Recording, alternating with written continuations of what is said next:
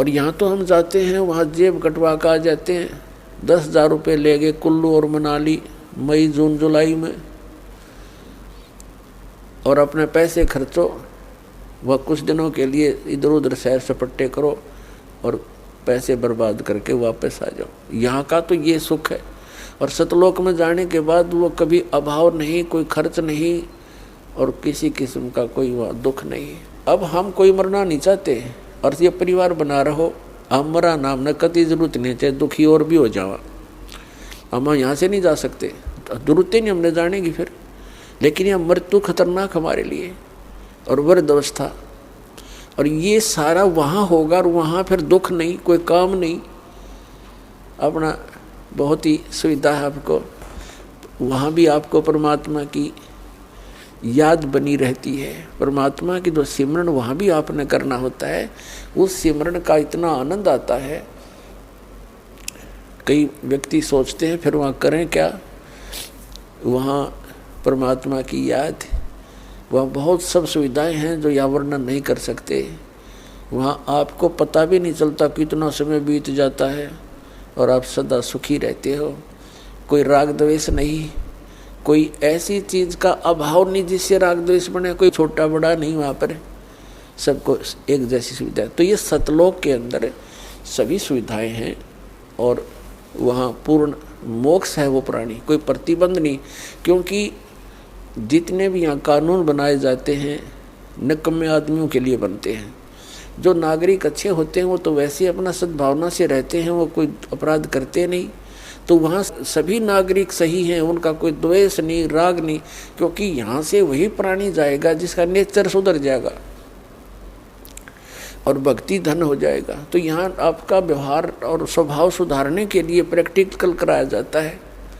तो आप यहाँ आते हो सत्संग में, आप यहाँ आकर के एक तो ज्ञान सुनते हो, ज्ञान सुनो, फिर ज्ञान के ऊपर अमल करो कि जो वचन कहे जाते हैं ये किसी डूम बाट के गीत नहीं, ये परमात्मा का दिया हुआ मार्ग है, परमात्मा के दिए हुए वचन है, ज्ञान है। और आप यहाँ आए किस उद्देश्य से हो इतनी दूर, आप ज्ञान सुन के उस पर प्रैक्टिकल करें, उसको उसको अंजाम में लाए, उस गाइडलाइन पर चलें। अब जैसे यहाँ आते हो आप, यहीं से अपने आप को सुधारना शुरू करो।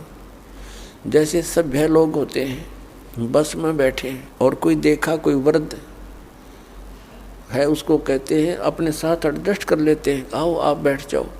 और कुछ ऐसे नेक होते हैं अपनी सीट छोड़ देते हैं, आओ जी आप बैठ जाओ। तो पुछले पुण्य कर्मी प्राणी है वो, ऐसे स्वभाव जिनका बना हुआ है। अरे किन्हों का क्यों खड़ा रहे, तो वो कैसा व्यक्ति है। तो ऐसे ही आपने ये एडजस्टमेंट, ये प्रैक्टिकल यहाँ करना है। किसी चीज़ की कोई अभाव हो भी जाए तो उसमें ज़्यादा व्याकुल नहीं हो, अपने आप को एडजस्ट करना सीखे, एक दूसरे को अपने साथ सेट करके अपना टाइम ऐसा बढ़िया बितावा। 3-4 दिन यहाँ रहो इतने, तो इसी प्रकार उन्हीं को वहाँ जाएगा जिसका स्वभाव भी बदलेगा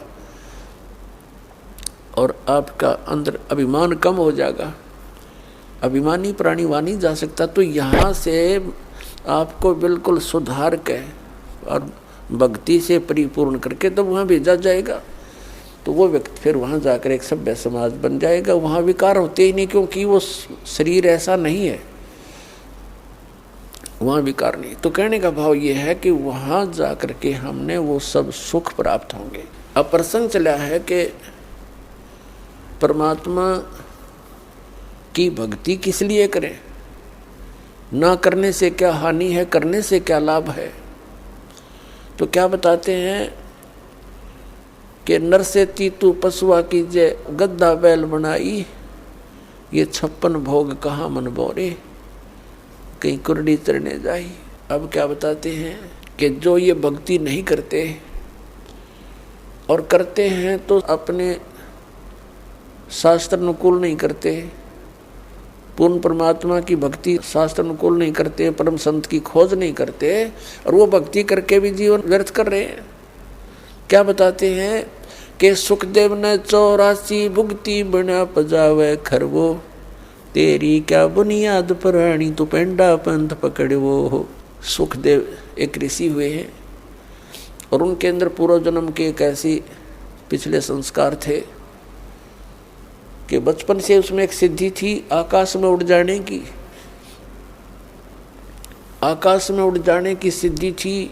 पुण्यात्मा, आज कोई व्यक्ति इस संसार में ऐसा हो कि आकाश में उड़ जा, सारा विश्व उसके साथ हो ले, भगवान मान के पूजने लग जाए, क्योंकि हम अध्यात्म मार्ग से इतनी दूर हैं, अध्यात्म ज्ञान से हम बहुत दूर हैं। और परमात्मा क्या बताते हैं कबीर जी कि सुखदेव ऋषि आकाश मार्ग से स्वर्ग चला जाता था और उसने गुरु धारण नहीं कर रखा था। तो सबसे पहले सत्संग में ज्ञान दिया जाता है कि भक्ति की आवश्यकता क्यों पड़ी है, फिर भक्ति के लिए किन किन वस्तुओं की आवश्यकता है। तो सबसे पहले गुरु होना चाहिए। सुखदेव ऋषि जी का गुरु नहीं था और पिछले जन्म की उसकी भक्ति से बैटरी चार्ज थी। अब जैसे किसी के घर इन्वर्टर होता है, इन्वर्टर की बैटरी फुल हो चुकी हो और चार्जर हटा दिया जाए तो फिर भी काम करती है, बल्ब भी जलते हैं, पंखे भी चलते हैं, वो अपना काम कर रही है। लेकिन चार्जर ना लगने से वो फिर एकदम डाउन हो जाएंगी बैटरी उसकी और सब सुविधाएं खत्म हो जाएंगी। तो ऐसे पूर्व जन्म की जिनकी बैटरी चार्ज है, आज कोई प्रधानमंत्री बन गया, कोई राष्ट्रपति, कोई अन्य पोस्ट प्राप्त है या कोई अन्य फैक्ट्री मालिक है, तो वो पिछली बैटरी चार्ज है, इन्वर्टर काम कर रहा है, लेकिन उन्हें चार्जर नहीं लगा रखा, फिर वो एकदम फ्यूज होंगे तो एकदम उनके जो सब सुविधाएं बंद हो जाएंगी। जैसे आप देखते हो, पुण्यात्माओं, एक आधा ऐसा उदाहरण है, कलेजा फटने को हो जाता है। अब हम क्या चाहते हैं, मंत्री बने, प्रधानमंत्री बन जाए, सुखी हो जाएंगे। एक पोलैंड देश का पूरा मंत्रिमंडल, पूरा कैबिनेट, जिसमें मंत्री भी, प्रधानमंत्री भी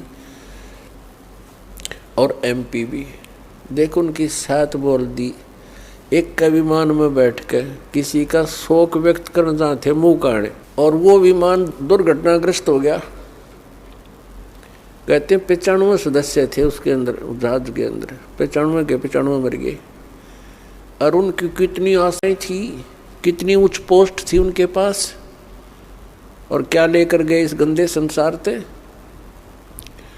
तो पुण्यात्माओं, इन बातों को आधार बनाना पड़ेगा अपने। तो उनकी बैटरी वह खत्म हो चुकी थी, वह जब डिस्चार्ज हुई सारी सुविधाएं खत्म और मिट्टी में, ये भूत बने आंडेंगे वहां पर। एक दिन एक व्यक्ति बता रहा था वैसे भी, और एक दिन समाचार पत्र में पढ़ा था हमने, 5-6 वर्ष पहले की बात है। एक बहुत बड़ा राजनेता था, उसके साथ 1-2 घर का सदस्य था, 4-5 उसके चेले चपटे। वो उसका हेलीकॉप्टर जो है एक्सीडेंट हो गया, मर गए सारे। अब वो उस गांव में जहाँ हेलीकॉप्टर गिरा था, भूत बनकर वहाँ धक्के खा रहे हैं और गांव वालों को दुखी कर रहे हैं। वो कहते हैं हमारा यहाँ प्लेटफार्म बढ़ाओ, कोठी बनाओ, हमारी यहाँ रहा करेंगे। कोई ये भूत बात सेवड़ा सेवड़ा बुलाया, उन्होंने पूछा था सीकरी, तब उन्होंने उसको बताया कि हमारा यहाँ वो बनाओ कोठी, हम रहा करेंगे। उनकी फिर वो एक चबूतरा सा बना के वो 4-4 ईंट ला के सारे की नरी कोठी बना रखी इतने। अब वहाँ कोठी बनाए बैठे हुए। तो परमात्मा कहते हैं जो काम नहीं किया, जो करना था इस मनुष्य जीवन से वो किया नहीं, बकवादों में यह मूल धन नष्ट कर दिया। वह बैटरी होगी, डिस्चार्ज चार्जर था नहीं, एकदम सब सुविधाएं। कहाँ गई वह प्रभुता, कहाँ गए वो धन, चाट लो उस हेलीकॉप्टर ने, वो ले डूबा उसको।